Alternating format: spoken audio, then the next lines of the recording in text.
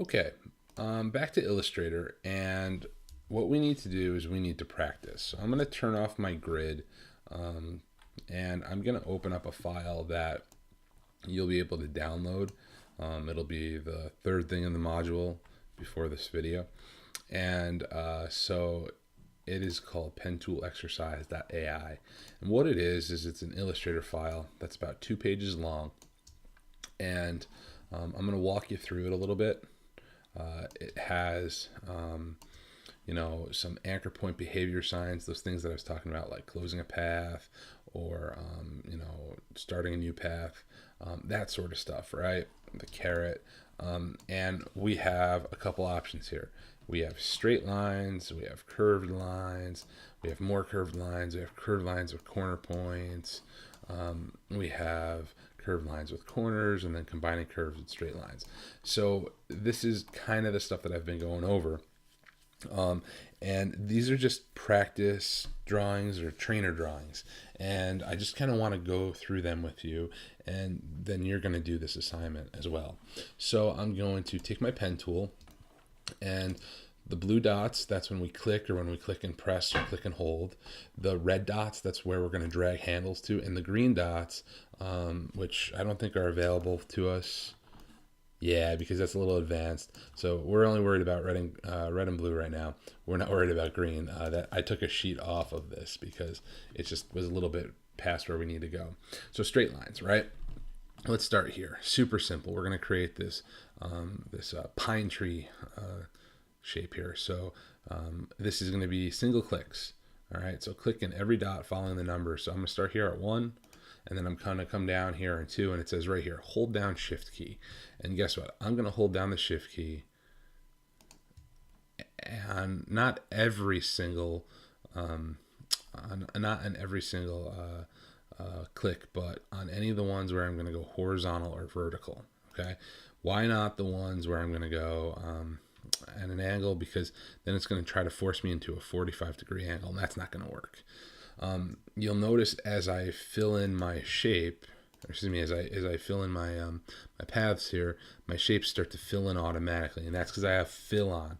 So what I want to do is I want to make sure I don't have that. So I'm going to tap the letter D on my keyboard, and then I'm going to click on this none here. So then that way we don't have any kind of fill happening automatically as we draw, because we don't draw that way in real life.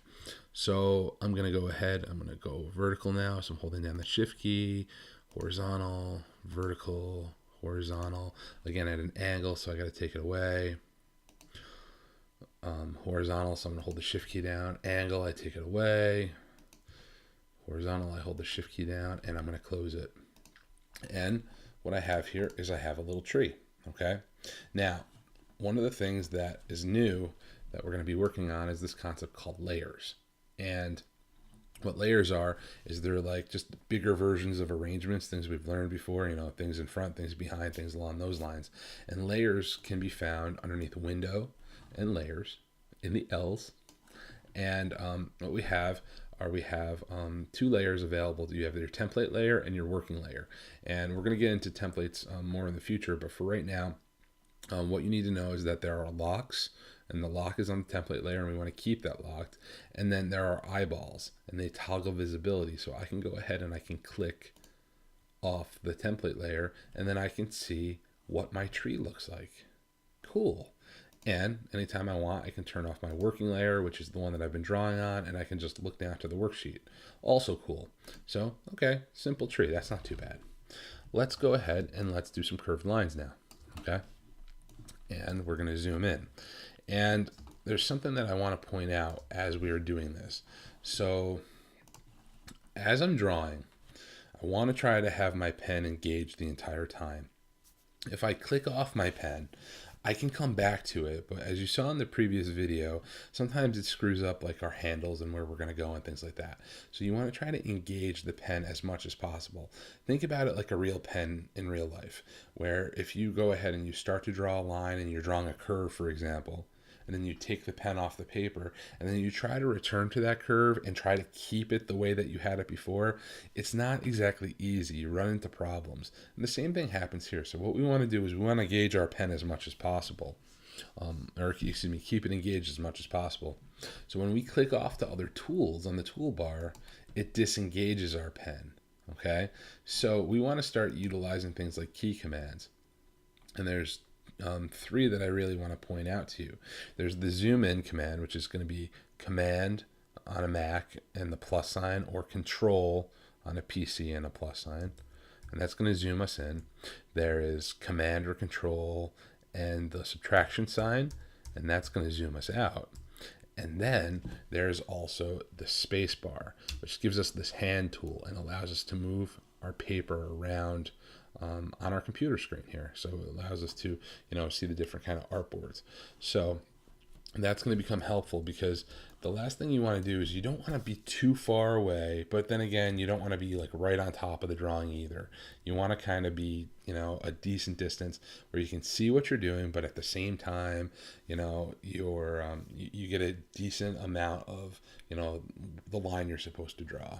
So it's this happy medium, and it's really all about personal preference, and you got to practice to figure out that personal preference. So let's go in this curved line. So it says click and press and hold down the shift key. Okay, so I'm going to do that. So I'm going to click and I'm going to press and I'm going to hold down my shift key, and then I'm going to come here to 2 and I'm going to drag and release to here. Cool. Okay. And this is just what we were doing before, guys, except there's no grid in place. Instead, we have these little red circles that are going to tell us where we should drag and release to. So the same thing. I'm going to click and hold it down. I'm going to keep my mouse held down. I'm going to press the shift key and I'm going to go in this direction. Now, I'm a little off. If you're a little off, it's okay. It's not the end of the world, okay? Again, these are just trainer drawings. They're practice. They're just meant to help you. So click, shift key, drag to 6. I'm going to hold down that space bar to move this up a little bit. And I just want to point out, watch, it's still engaged. I still have my curve. Okay, so let's come here to 7. Click, shift key, pull it to 8. And then come over here to 9, click, hold my mouse down, hold the shift key down, pull it to 10. And now, okay, my drawing is done. Now this is where I want to disengage. So this is where I'm going to go ahead and I'm going to click over here on like the selection tool. Or do you see how that selection tool shortcut is the letter V? I can tap the letter V and boom, I've disengaged from my drawing. And now I'm going to turn my template off. And I'm going to see that nice little curved line that I just created. Okay. And let's move on to the next one. Ooh, look at this. It's kind of like a flower. All right. And if you look at this, it's easy to get scared. Okay. Because it's like, wow, look at all those numbers, and there's blue ones and there's red ones. And oh my gosh, it's too much. Listen, it's nothing to freak out about. So let's just do it together. So again, I'm going to take my pen tool and I'm going to click and hold down, click and press here on 1. And I'm going to drag it over to 2. And then I'm going to go and look for 3, which is right here. And since I have all these curves, I'm always going to click and hold, and I'm going to pull. And I'm going to pull over here to 4. Find 5 and pull to 6. Find 7 and pull to 8. Find 9 and pull to 10. And what you should start to recognize is that not that you're just like finding dots and connecting them and then pulling to certain numbers, but look at the difference when I pull long versus when I pull short, and see how big those openings are happening. And again, if you move off of that little circle, you're going to see how the angle of the petals here kind of change, right? So that's just something to kind of point out as we're doing this, that I want you to just kind of keep an eye on, because sooner or later we're going to not be having trainer drawings anymore, and you're going to have to draw on your own, and you're going to have to start making some choices as far as like how much of angles to create, or excuse me, how large curves to create, how much to pull, what direction to go in, that sort of stuff. So I'm going to click and I'm going to pull, and I'm going to come over here to 15, and I'm going to click and I'm going to pull 16, here's 17, click, little pull to 18, and let's find 19, bigger pull to 20, and then let's close it, let's get back to 1, and we're going to pull it, and we're going to pull right back to 2, and there we go. Okay, And there's our shape. Now, that did exactly what I kind of said, let's try to not do. And it kind of like figure eighted and it went on top of itself. Again, it's okay because we're practicing. But in reality, if I went to go ahead and color this, again, hey, cool, I've got this weird kind of like odd, like abstract flower squiggle.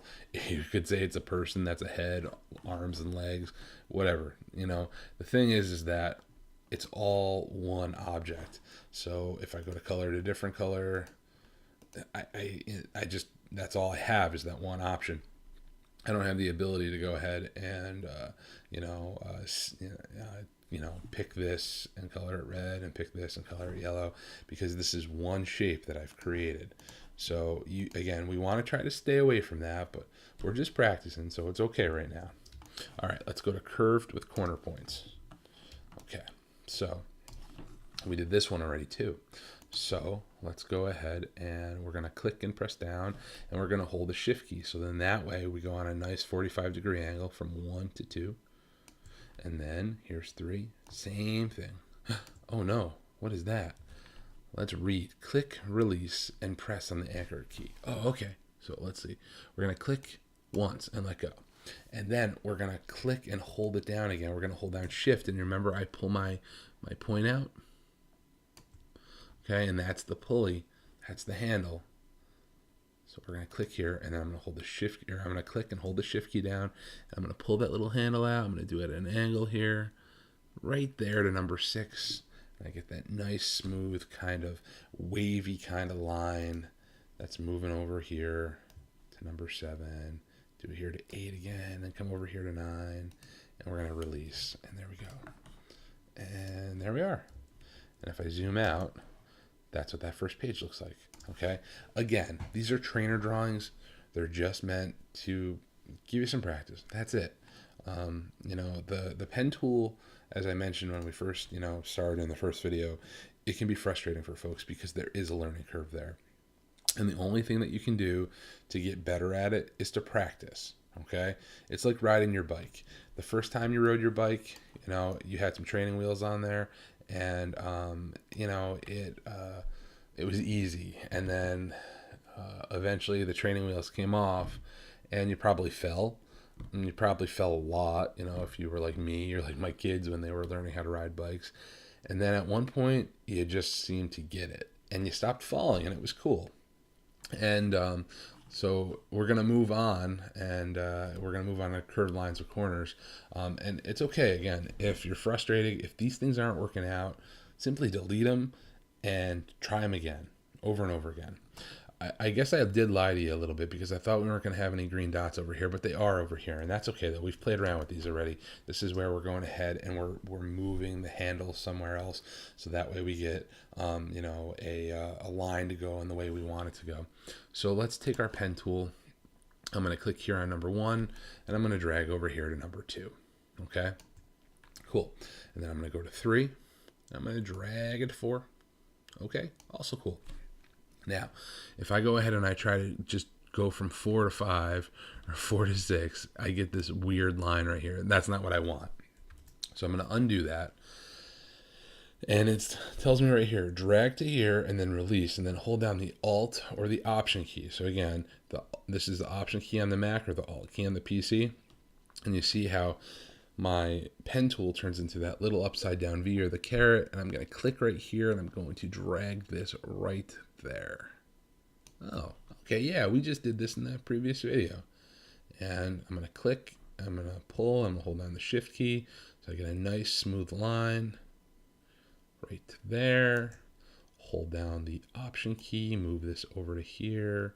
Okay, and then so on and so forth. Just held down my space bar just so I could pull this out a little bit better. Cool. Looks like I missed it. There we are. There's my handle. Move that. Oh no, I screwed up. This happens sometimes, and I'm glad that I screwed up so you can kind of see. What do I do? What did I do? Listen, I probably just clicked in the wrong spot, and I got off my line. That's okay. I'm going to go to edit and undo, or Command Z. And I'm going to do it a couple times until I get back to a spot where I know I'm active again. So I'm going to come over here to 9. I'm going to click. I'm going to pull. I'm going to hold the shift key down. I'm going to grab number 10, drag it to number 11. There I go. And there's my curve again. It's still active, okay? This happens, I don't want to say it happens a lot, but it happens a decent amount, okay? And when the person who created this form designed this, their curves are a little off. And that's okay. And I'm glad that they kind of are, because you have to ask yourself, do I go to the little red dot, or do I go till the curve looks right? And really, you should go till where the curve looks right. Okay.